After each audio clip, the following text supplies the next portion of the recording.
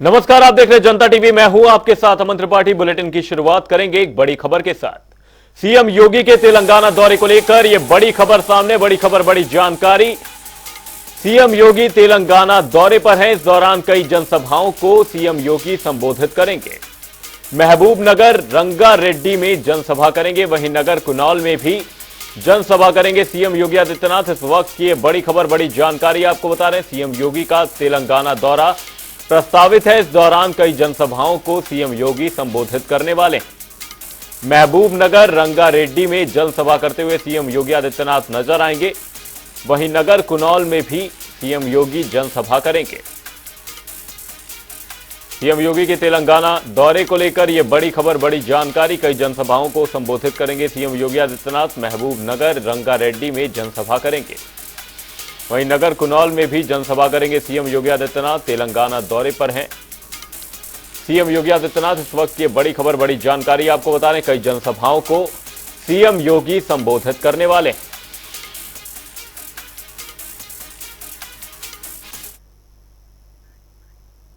लखनऊ से बड़ी खबर, बड़ी जानकारी सामने। इस वक्त की बड़ी खबर, बड़ी जानकारी लखनऊ से। 28 नवंबर से शुरू हो रहे शीतकालीन सत्र को लेकर यह बड़ी खबर, बड़ी जानकारी सामने। सरकार को घेरने की तैयारी में है विपक्ष। वहीं विधानमंडल दल की बैठक की जाने वाली है। विपक्ष की ओर से बैठक की जाएगी। सरकार के खिलाफ विपक्ष द्वारा रणनीति बनाने के लिए बैठक की जानी। वहीं 28 नवंबर को सुबह यह विपक्ष की बैठक की जाएगी। कई मुद्दों पर सरकार को घेरने की तैयारी होगी। इसी खबर पर हमारे संवाददाता अनूप कुमार सिंह हमारे साथ जुड़े हुए हैं। अनूप, आपसे जानना चाहेंगे, विपक्ष द्वारा ये जो बड़ी बैठक की जानी है, क्या कुछ इस दौरान एजेंडे रहने वाले हैं? सरकार को घेरने की किस तरीके से विपक्ष के द्वारा तैयारी रहने वाली इस बैठक के दौरान? देखिए अमन, 28 नवंबर से शीतकालीन सत्र की बुलाया गया है। इस शीतकालीन सत्र को लेकर जहां एक तरफ सत्ता पक्ष तैयारी कर रहा है, तो दूसरी तरफ विपक्ष भी अपने कई मुद्दों को लेकर तैयारी कर रहा है। 28 तारीख को भारतीय जनता पार्टी के सभी विधायकों के साथ मुख्यमंत्री योगी आदित्यनाथ 9 बजे लोक भवन में बैठक करेंगे। तो दूसरी तरफ समाजवादी पार्टी, चूंकि विपक्ष की सबसे बड़ी पार्टी है, और सभी विधायकों के साथ समाजवादी पार्टी कार्यालय में सुबह 9 बजे सभी विधायकों के साथ बैठक करेंगे कि सरकार को किन किन मुद्दों पर घेरा जाए। वो चाहे कानून व्यवस्था हो, बेरोजगारी हो, या फिर सबसे बड़ी जो समस्या उत्तर प्रदेश में रही है, जिस पर सरकार लगातार गिरती रहती है, वो चुट्टा जानवरों को लेकर के है। समाजवादी पार्टी के विधायक आंकड़ों के साथ विधानसभा पहुंचेंगे। जो सूत्रों के हवाले से जो जानकारी मिल रही है, विधानसभा सत्र से पहले विधानसभा से के अंदर जो चौधरी चरण सिंह की प्रतिमा बनी है, वो पार्टी कार्यालय से निकलकर सीधे वहां पर जाएंगे और अपना विरोध प्रदर्शन वहीं से शुरुआत करेंगे। उत्तर प्रदेश में जिस तरीके से कानून व्यवस्था की बात करें, या फिर जो बेरोजगारी को लेकर लगातार विपक्ष सवाल उठाता है, या फिर जो छुट्टा जानवरों की समस्याएं हैं, या फिर किसानों को लेकर जो समस्याएं हैं, भ्रष्टाचार को लेकर, उत्तर प्रदेश को लेकर, ये सब तमाम मुद्दों को लेकर जो विपक्ष है एक बार फिर से तैयारी कर रहा है कि सरकार को दोनों सदनों में हो, चाहे विधान परिषद की बात करें या विधानसभा में बात करें, दोनों सदनों में आंकड़ों के साथ जो समाजवादी पार्टी के विधायक एमएलसी पहुंचेंगे और सरकार को घेरते नजर आएंगे। दूसरी तरफ जो सत्ता पक्ष है, योगी के नेतृत्व में विधानमंडल दल की बैठक सुबह 28 तारीख को लोक भवन में बुलाई गई है। उसके बाद वहां से सभी विधायक सीधे विधानसभा पहुंचेंगे। फिर उसके बाद सदन की कार्रवाई शुरू होगी।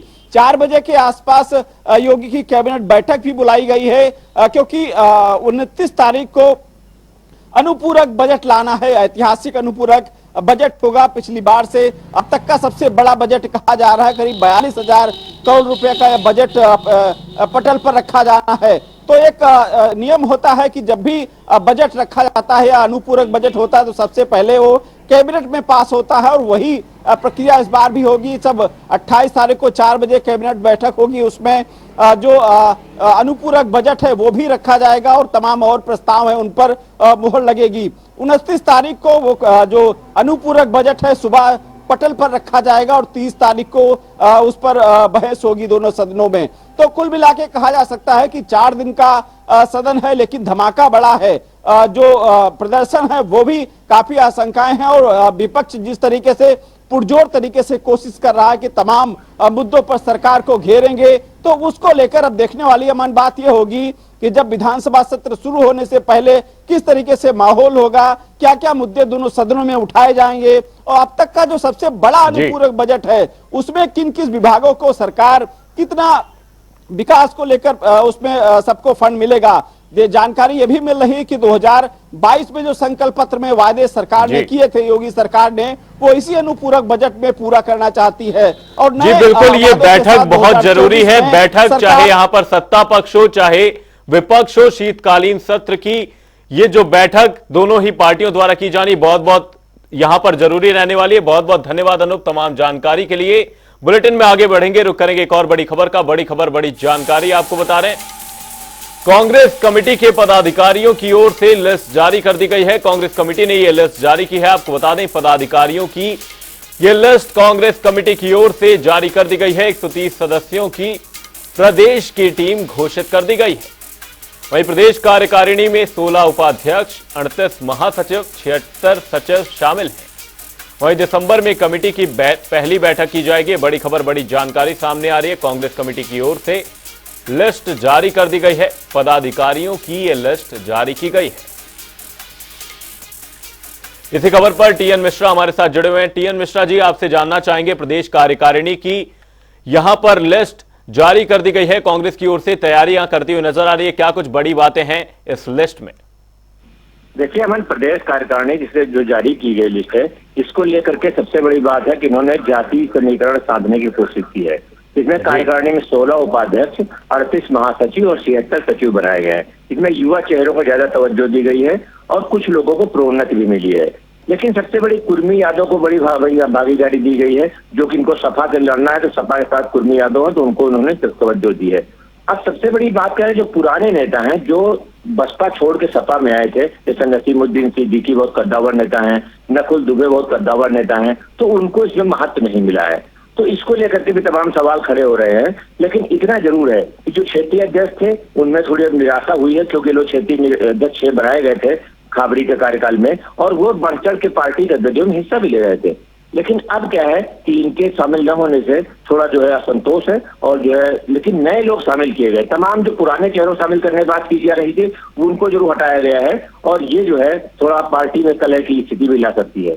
जी ये जो लिस्ट की आपने बात करी, यहां पर आपने जातीय समीकरण की बात की। जातीय समीकरण उत्तर प्रदेश में कितना अहम रहने वाला है, क्योंकि समाजवादी पार्टी सबसे ज्यादा जातीय समीकरण पर बेस्ड पार्टी के तौर पर जानी जाती है। वहीं भारतीय जनता पार्टी ने भी आगामी चुनावों के लिए जातीय समीकरण को साधने की पूरी कोशिश की। तो उत्तर प्रदेश में यह जातीय समीकरण कितना ज्यादा अहम हो जाता है?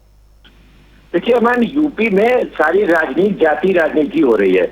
देखिए सभी पार्टियां जो है दलित को हासिल करने के लिए दलित राजनीति कर रही हैं, ओबीसी लिए ओबीसी संगठन अपना जो है हासिल करने के लिए और उनका पाने के लिए मत जो है वो उनके सम्मेलन कर रही हैं। तो जाति जनगणना की मांग तो सपा ने करी, उसके बाद कांग्रेस ने जातीय जनगणना मांग, इसीलिए कि किन जातियों को कितना प्रभाव बना पाए ये लेकर के जो है सब कुछ चल रहा है। तो यूपी में जाति समीकरण बहुत अहम है और इसी लेकर के पिछड़ों, दलितों और अल्पसंख्यकों को यूनाइट करके और अपने में जोड़ने के लिए हर कोशिश हर दल कर रहा है, चाहे इसमें भाजपा हो, चाहे सपा हो या कांग्रेस हो या बसपा हो, सब कुछ जातीय राजनीति पे चल रहा है। और देखना भी है कि जातीय राजनीति करके नेता कितना सफल हो पाते हैं ये तो समय ही बताएगा। लेकिन सब दावा करते हैं कि ये जाति मेरे साथ है, वो जाति मेरे साथ है। पदाधिकारी में भी कोशिश की जाती है कि हाँ वो पदाधिकारी उनके साथ जुड़े रहें। तो ये सब स्थिति चलती रहती है। जी अमन, प्रदेश कार्यकारिणी में 16 उपाध्यक्ष, 38 महासचिव, 76 सचिवों के नाम शामिल हैं। बहुत बहुत धन्यवाद टीएन मिश्रा जी तमाम जानकारी के लिए। कानपुर देहात से बड़ी खबर बड़ी जानकारी सामने। इस वक्त की बड़ी खबर बड़ी जानकारी आपको बता दें, कानपुर देहात से अखिलेश यादव कानपुर देहात के दौरे पर है, जहां माती मुख्यालय जनसभा को संबोधित करेंगे। वहीं संविधान बचाओ भागीदारी रैली में इस दौरान शामिल होंगे। ये बड़ी खबर बड़ी जानकारी आपको बता रहे हैं। अखिलेश यादव के कानपुर देहात के दौरे को लेकर माती मुख्यालय जनसभा को इस दौरान संबोधित करेंगे। वहीं संविधान बचाओ रैली में शामिल होंगे। ये बड़ी खबर बड़ी जानकारी कानपुर देहात से। अखिलेश यादव कानपुर देहात के दौरे पर है, जहां माती मुख्यालय जनसभा को संबोधित करेंगे। वहीं संविधान बचाओ रैली में शामिल होंगे। आगामी लोकसभा चुनावों की सुगबुगाहट साफ देखी जा सकती है। अब इसी बीच तमाम जनसभाओं का दौरों का दौर यहां पर जारी है। अब इसी बीच अखिलेश यादव का कानपुर का दौरा प्रस्तावित है, जहां पर उनके कार्यक्रम प्रस्तावित है। कानपुर देहात के दौरे पर हैं अखिलेश यादव, जहां पर माती मुख्यालय जनसभा को संबोधित करेंगे। इसी खबर पर हमारे संवाददाता गौरव शुक्ला हमारे साथ कानपुर देहात से जुड़े हुए हैं। गौरव, आपसे जानना चाहेंगे, अखिलेश यादव का जो कानपुर का दौरा है, क्या कुछ बड़ी बातें इस दौरान रहने वाली हैं? देखिए, बिल्कुल अमन, आपको बता दूं कि जिस तरीके से अखिलेश यादव का आज कानपुर देहात दौरा है और वो एक महारैली में हुंकार भरेंगे, कहीं न कहीं कानपुर देहात की जो है 4 लोकसभा सीटों पर वो अपना जो है चुनाव में लोगों को आकर्षित करने का काम करेंगे। कानपुर देहात सहित तमाम जो सटे हुए जितने जिले हैं वहां से कार्यकर्ता और तमाम जो इनके सचिव वगैरह है तमाम पहुंचेंगे और लोगों को साधने का प्रयास करेंगे। ये एक तरीके से पीडीएफ जो है रैली रहेगी, अभियान संविधान बचाओ और भागीदारी पाओ। तो कहीं न कहीं पिछड़े, दलित और अल्पसंख्यकों को साधने का काम जो है वो अखिलेश यादव इस रैली के माध्यम से करेंगे। तो बड़ी जनसभा है, करीब 1 लाख लोगों के आने की संभावना भी जो है जिला अध्यक्ष ने बताई है। व्यवस्थाएं पूरी हो चुकी हैं, जैसे ही वो आएंगे उनकी तैयारियां भी पूरी कर ली गई हैं और सीधा एक जो फंडा है 2024 लोकसभा चुनाव, उसी पर पूरा फोकस रहेगा और किस तरीके से ज्यादा वोटों को अपने पाले में किया जा सके इसकी तैयारी करेंगे और लोगों को मूल मंत्र भी देंगे। जी गौरव, यहां पर ये जो जातीय समीकरण है कितना अहम हो गया है सभी पार्टियों के लिए। यहां पर पीडीए के फॉर्मूले पर समाजवादी पार्टी लगातार जोर देती रही है। भारतीय जनता पार्टी ने भी यहां पर पिछड़े वर्ग को साधने का लगातार प्रयास किया है। अब कांग्रेस की भी जो लिस्ट सामने आई है उसमें भी यहां पर पिछड़ी जाति को तवज्जो दी गई है। तो यहां पर उत्तर प्रदेश में पिछड़ी जाति कितनी ज्यादा अहम हो जाती है? देखिए अमन, जिस तरीके से भारतीय जनता पार्टी सबका साथ सबका विकास को लेकर के बात करती है और सबका विश्वास को लेकर के बात करती है, उसी मूल मंत्र पर अब जो है समाजवादी पार्टी ने भी चलना शुरू किया है। क्योंकि तमाम वो दलित, पिछड़े और अल्पसंख्यकों को साधने का जो काम है वो समाजवादी पार्टी के जो मुखिया है अखिलेश यादव वो करने का काम कर रहे हैं। क्योंकि बसपा सुप्रीमो जो है उनकी हमेशा से जो है पिछड़े और दलित की राजनीति रही है, लेकिन समाजवादी पार्टी जो है हमेशा से इनसे वंचित रही है। अब वो चाहती है कि कहीं न कहीं कई बार विधानसभा चुनाव में उसको हार का सामना करना पड़ रहा है, तो इस बार जो है दलित, पिछड़े और अल्पसंख्यक पीडीए की जो है महारैली है इस तरीके से करने जा रहे हैं और इससे वो वोट बैंक जो है उनसे हमेशा से अछूता रहा है उसको अपने साथ जोड़ने का काम करेंगे। जी, कानपुर देहात से बड़ी खबर सामने, अखिलेश यादव का कानपुर दौरा प्रस्तावित है। बहुत बहुत धन्यवाद गौरव तमाम जानकारी के लिए। संविधान बचाओ रैली में इस दौरान शामिल होने वाले हैं अखिलेश यादव। अखिलेश यादव के कानपुर देहात दौरे को लेकर एक खबर सामने है।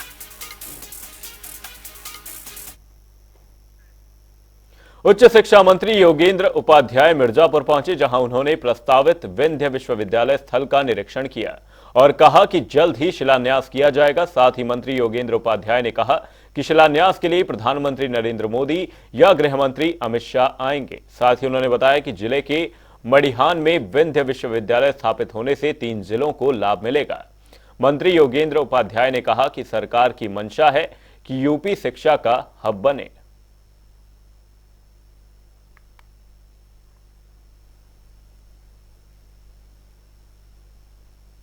आशीष जी, इन दोनों का विशेष आग्रह इस स्थान पर था क्योंकि 3 जिलों को मिला रहा है, तो यहाँ पर वो यूनिवर्सिटी खोलने के लिए क्योंकि संकल्प पत्र में था, इसलिए संकल्प का कोई विकल्प नहीं होता, तो खोलना था। आग्रह था कि यहाँ खोलना तो यहाँ होगी और उसमें बड़ी शीघ्र ही या तो माननीय प्रधानमंत्री जी या माननीय गृह मंत्री जी इसका शिलान्यास करेंगे।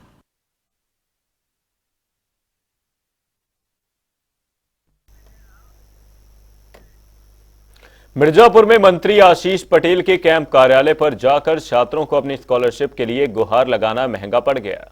बता दें, छात्रों से वार्ता करते हुए एक छात्र का नाम यादव सुनते ही मंत्री जी अपना आपा खो बैठे, जिसके बाद मंत्री ने खुद आगे बढ़कर छात्र का मोबाइल छीन लिया। इतना ही नहीं, छात्रों को भाग जाने की धमकी भी दी गई। बता दें, पूरे मामले पर मंत्री ने क्या कुछ कहा वो सुनिए।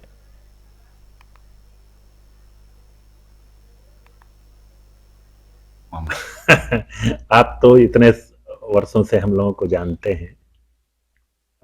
आज जीडी बिनानी कॉलेज के कुछ बच्चे आए थे जिनकी छात्रवृत्ति नहीं मिल पा रही थी, तो मैं उनसे बातचीत कर रहा था। अगर आप वीडियो देखेंगे तो उस वीडियो में स्पष्ट है कि मैंने एक बात कही है कि मुझे बच्चों से बात करने दीजिए, जी तो जब एक पार्टी विशेष से जुड़ा, मुझे बताने की जरूरत नहीं किस पार्टी से होंगे लोग, जो मिर्जापुर के विकास से, अनुप्रिया जी की बढ़ती लोकप्रियता से परेशान लोग हैं, तो उस पार्टी से जुड़ा एक व्यक्ति वहां पर खड़ा था और वो बार बार अपने एजेंडे पर बात करने की कोशिश कर रहा था जो उसकी पार्टी का एजेंडा है। मैंने वहीं पर कहा कि आप मुझे बच्चों से बात करने दीजिए, आप ना कि अपने एजेंडे पर बात करने दीजिए। फिर मैंने बच्चों से बात की, बच्चों की जो छात्रवृत्ति का मसला है उसको आज उच्च शिक्षा मंत्री के सामने भी रखा और मुझे हर्ष हो रहा है कि माननीय उच्च शिक्षा मंत्री जी ने उसको संज्ञान में लेते हुए लखनऊ पहुंच करके उसको हल कराने का आश्वासन दिया है। तो बच्चों की हित की में बात में क्या क्या हुआ? उनकी जो छात्रवृत्ति की समस्या थी, उस छात्रवृत्ति की समस्या को माननीय उच्च शिक्षा मंत्री जी ने आज आश्वस्त किया है कि लखनऊ पहुंच करके हम उसको हल करने का। बुलेटिन में आगे बढ़ेंगे, रुक करेंगे एक बड़ी खबर का। बड़ी खबर, बड़ी जानकारी अयोध्या से सामने आ रही है। अयोध्या से इस वक्त ये बड़ी खबर आपको बता दें, राम मंदिर के निर्माण से जुड़ी ये बड़ी खबर आपको बता दें। 3 शिफ्टों में मंदिर का निर्माण किया जा रहा है, वहीं निर्माण कार्यों की गति बढ़ा दी गई है। वहीं अंतिम चरण पर है भूतल की फर्श का काम। ट्रस्ट ने ताजा तस्वीरें जारी की हैं। ये बड़ी खबर, बड़ी जानकारी आपको बता रहे हैं। अयोध्या से राम मंदिर निर्माण को लेकर ये बड़ी खबर, बड़ी जानकारी सामने है। आपको बता दें 3 शिफ्टों में मंदिर का निर्माण कार्य किया जा रहा है। इसी खबर पर अयोध्या से हमारे संवाददाता बीएस लाठी हमारे साथ जुड़े हुए हैं। बीएस, आपसे जानना चाहेंगे, ये जो अयोध्या से खबर सामने आई है, ट्रस्ट ने ताजा तस्वीरें जारी की हैं, क्या कुछ अपडेट है फिलहाल सामने? देखिए, जो प्रथम फ्लोर है, जो भगवान राम की प्राण प्रतिष्ठा होनी है, ये प्रथम आपने देखा होगा कि किस तरह से राम मंदिर की फर्श की डिजाइनिंग हो रही है, किस तरह से इसमें लाइटिंग की जा रही है और किस तरह से इसको सजाया जा रहा है। आने वाले समय में जिस तरह से उत्सव की तरह से अगर बात की जाए तो अभी पूरा उत्सव का माहौल है और जो कार्यक्रम में 3 शिफ्ट में काम हो रहा है, आप देख रहे हैं जो टीवी स्क्रीन पे आपने जो ट्रस्ट में तस्वीरें साझा की है वो कितनी खूबसूरत है और कितनी मनमोहक ये जो तस्वीर है उसमें डिजाइन है और किस तरह से कार्यक्रम को, जिस तरह से कार्यक्रम जो नजदीक आ रहा है, आने वाले समय में जो 22 जनवरी जनवरी का समय मुहूर्त तय किया गया है, उसमें आप देख रहे हैं कि ट्रस्ट कितना जल्दी से जल्दी काम को पूरा करने और समय समय पे जो राम भक्त है उनको ये तस्वीरें साझा करके कि मंदिर में कितना काम हो रहा है, कितनी प्रगति पर है, किस किस डिजाइन से और क्या क्या बन के तैयार हो रहा है। तो ये था पूरा। साथ ही आपसे जानना चाहूंगा, कब तक ये जो भूतल के फर्श का निर्माण कार्य कब तक पूरा कर लिया जाएगा?